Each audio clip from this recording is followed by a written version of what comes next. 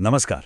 ચલો આજે એક એવી અદ્ભુત દુનિયાની સફર કરીએ જે આપણા સૌની અંદર ક્યાંક ને ક્યાંક જીવંત છે.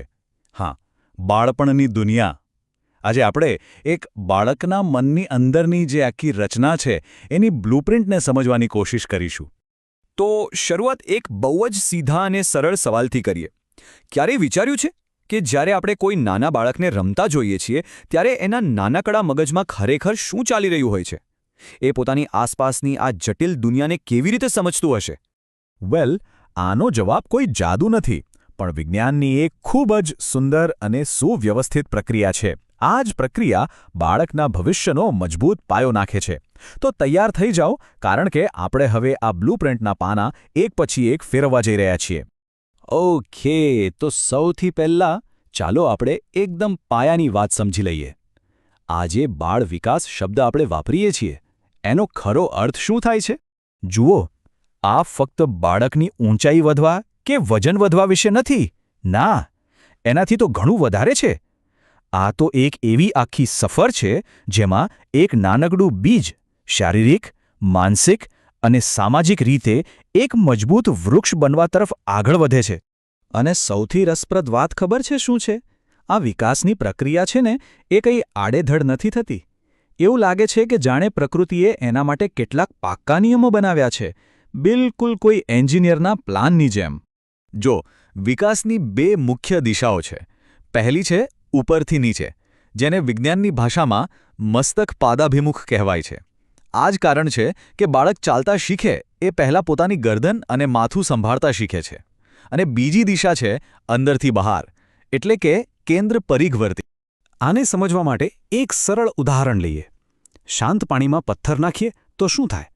લહેરો કેન્દ્રથી શરૂ થઈને કિનારા તરફ ફેલાય છે, બરાબર ને? બસ એ જ રીતે બાળકના શરીરના કેન્દ્રીય ભાગો, જેમ કે કરોડરજ્જુ, પહેલાં મજબૂત બને છે અને પછી ધીમે ધીમે હાથ પગની આંગળીઓ પર તેનું નિયંત્રણ આવે છે. પણ એક મિનિટ, બાળકની આ બ્લૂપ્રિન્ટ ફક્ત એના શરીરની અંદર જ નથી લખાતી. ના, એની આસપાસની દુનિયા, લોકો અને વાતાવરણ પણ એમાં બહુ મોટા અને મહત્વના ફેરફારો કરે છે. સાચી વાત છે. બાળક ક્યારે એકલું નથી વિકસતું. તેનું કુટુંબ તેને સુરક્ષા અને પ્રેમ આપે છે. શાળા તેને જ્ઞાનની દુનિયા બતાવે છે. અને મિત્રો તેને સમાજમાં હળતા ભળતા શીખવે છે.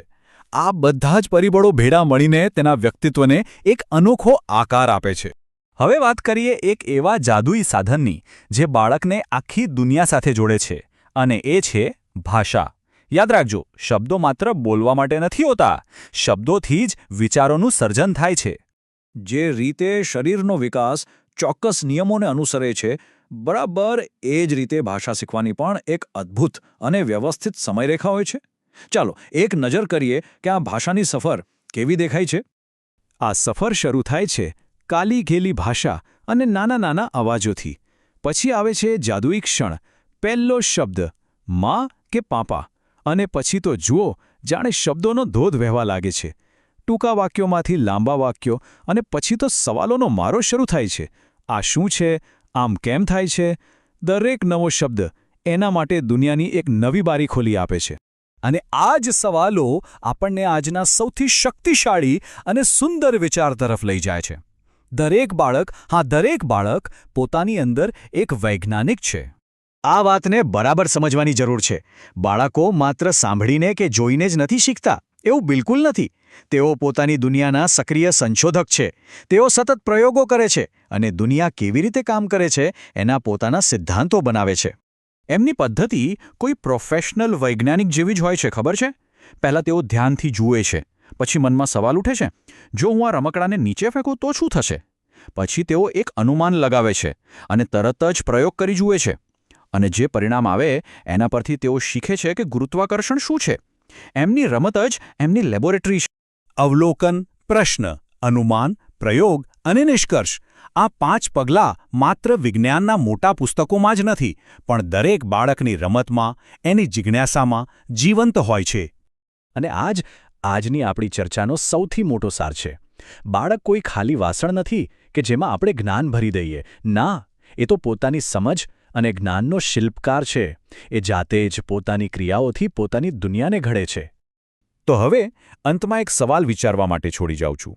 જો આપણે સૌ જાણીએ છીએ કે દરેક બાળકની અંદર એક જિજ્ઞાસુ વૈજ્ઞાનિક છુપાયેલો છે, તો પછી આપણે એવું તો શું કરી શકીએ જેથી એની જિજ્ઞાસાને પાંખો મળે અને એની દુનિયા વધુ મોટી અને સુંદર બને?